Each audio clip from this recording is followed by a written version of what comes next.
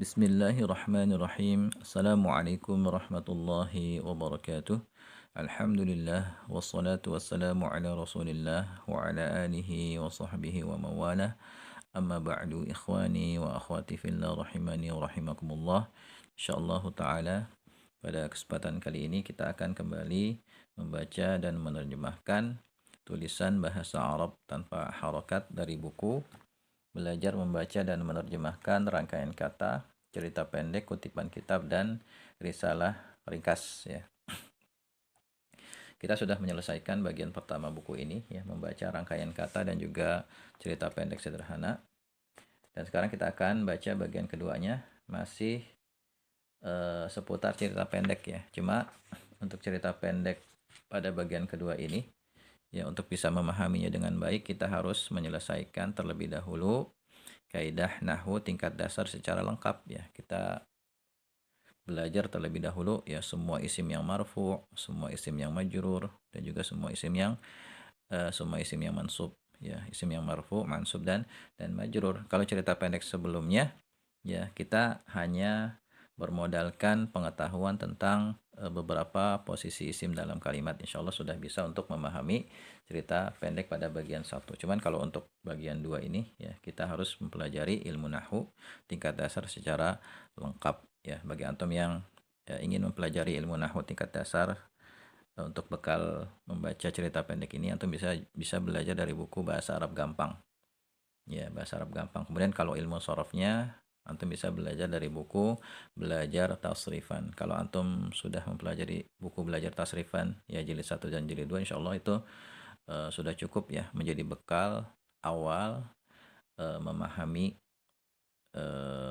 fiil ya, seputar fiil, tasrifan fiil ya, dan memudahkan kita untuk memahami ya bacaan atau tulisan bahasa Arab yang nanti kita baca. Ya, kita bisa mengenali pola-pola fiil ya dari buku Belajar Tasrifan. Di sini cerita pertama ya dari bagian kedua buku ini tentang kaifa aslama Umar. Ya, kaifa bagaimana aslama masuk Islam Umar bin Khattab radhiyallahu anhu. Dan cerita ini ya saya kutip dari kitab Silsilah Ta'lim Al-Lughah Al-Arabiyyah semester 3 bagian ilmu sharaf halaman 31 sampai 32. Kita baca ya. Kaifa bagaimana antum buka halaman 93 ya. Kaifa bagaimana aslama ya, aslama yuslimu artinya masuk Islam Umar bin Khattab radhiyallahu anhu. Kemudian kharaja yakhruju artinya keluar. Umar bin Khattab radhiyallahu anhu ya, semoga Allah Subhanahu wa taala meridhoinya. Qabla sebelum islamihi ya, keislaman beliau, min baitihi dari rumahnya, fi Makkah di Mekah. Hamilan ya, dalam keadaan beliau membawa saifahu pedangnya. Yuridu ya, arada yuridu artinya ingin, an yuqatila, an tidak kita terjemahkan ya, huruf nasab ya.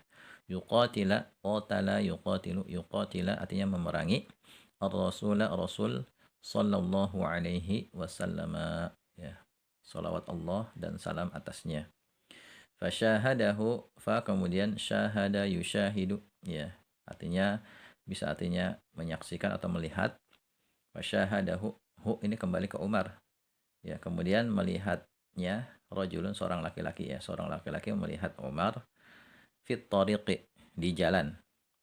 Wa akhbarahu ya, wa dan akhbaru yukhbiru artinya mengabarkan, memberitahukan hu Umar ya, kembalinya ke Umar, anna bahwasannya ukhtahu ya, saudarinya, saudari Umar, Fatimata yang pertama Fatimah, aslamat telah masuk Islam, ma'a bersama zaujiha suaminya ya, bersama suaminya ya. Sekarang kita akan bahas posisi kata ya, status sebuah kata dalam kalimat ya. Kharaja ini fi'il madhi mabni, Umaru fa'ilnya, dan ibnu di sini badal dari Umaru, ya badal dari fa'il. Dan kaidahnya untuk penulisan ibnu ini asal katanya ada hamzah wasol ya ibnu. Ya, tapi kalau dia terletak di dua nama, maka nanti kaidahnya hamzahnya dibuang. Ya, antum bisa baca penjelasan hal ini di buku 26 catatan bahasa Arab. Ya, di situ sudah dijelaskan tentang kaidah penghapusan beberapa huruf ya dalam bahasa Arab. Jadi ibnu di sini badal sekaligus mudhaf, al-khattabi mudhaf ilaih. Radiya ini fi'il madhi ya, radiya yarda ya tasrifannya. Radiya fi'il madhi mabni, Allahu lafzul jalalah fa'ilnya, anhu an huruf jar, hu dhamir berposisi sebagai majrur biharfil jar. Qabla ya maf'ul fih atau di sini dharab zaman sekaligus mudhaf, islami mudhaf ilaih, kemudian mudhaf ilaih sekaligus mudhaf, hi ya dhamir ha itu mudhaf ilaih. Min huruf jar, baiti majrur biharfil jar sekaligus mudhaf, hi dhamir ha mudhaf ilaih. Fi huruf jar makkata majrur biharfil jar ya tanda jarnya dengan fathah karena dia termasuk isim ghairu munsharif. Hamilan ya di sini dia berposisi sebagai hal ya, hal termasuk isim yang mansub ya. Hamilan berposisi sebagai hal. Saifa di sini maf'ul bih dari hamilan ya. Hamilan di sini isim fa'il ya, polanya pola isim fa'il dan dia beramalan seperti fiilnya. Di sini dia menasabkan maf'ul bih saifa. Jadi saifa di sini mansub karena hamilan ya. Saifa maf'ul bih sekaligus mudhaf, hu dhamir mudhaf ilaih. Yuridu ini fi'il mudhari' yang marfu' ya karena dia terbebas dari amil nasab dan amil jazm. Dan di sini dia fa'ilnya dhamir mustatir. Ya, diperkirakan adalah huwa yang merujuknya ke Umar. Ya, pembahasan tentang dhamir ya ada dhamir mustatir, dhamir baris dan seterusnya bisa antum baca di buku tentang dhamir yang sudah saya susun. Ya, di situ mengenal dhamir lebih dekat ya judulnya kalau nggak salah, mengenal dhamir lebih dekat. Di situ ada pembahasan rinci tentang dhamir. Ya insya Allah sangat bermanfaat untuk para pelajar pemula. Jadi yuridu ini fi'il dan fa'ilnya dhamir mustatir. An di sini huruf nasab ya, huruf nasab dan juga huruf masdar. Yuqatila di sini fi'il mudhari yang mansub karena an ya. Kemudian ada fi'il mesti ada fa'il ya. Fa'ilnya dhamir mustatir sama seperti yuridu tadi. Ya dhamir fa'ilnya dhamir mustatir diperkirakan huwa yang merujuknya ke Umar. Kemudian ar-rasula ya, ar-rasula maf'ul bih, shalla yusalli ini fi'il madhi mabni. Ya, kemudian lafzul jalalah Allahu ini fa'ilnya, alaihi ala huruf jar, hi dhamir berposisi sebagai majrur biharfil jar wa huruf ataf.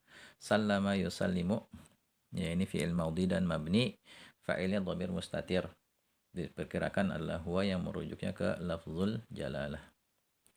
Fasyahadahu fa kemudian ini huruf ataf, syahada yushahidu ini fi'il madhi dan mabni ya, hu dhamir yang berposisi sebagai maf'ul bih ya, dhamir muttasil yang berposisi sebagai maf'ul bih. Jadi kalau ada dhamir muttasil bersambung dengan fi'il sebelumnya fi'il maka dia berposisi sebagai maf'ul bi. Rajulun fa'ilnya, fa'il dari syahada.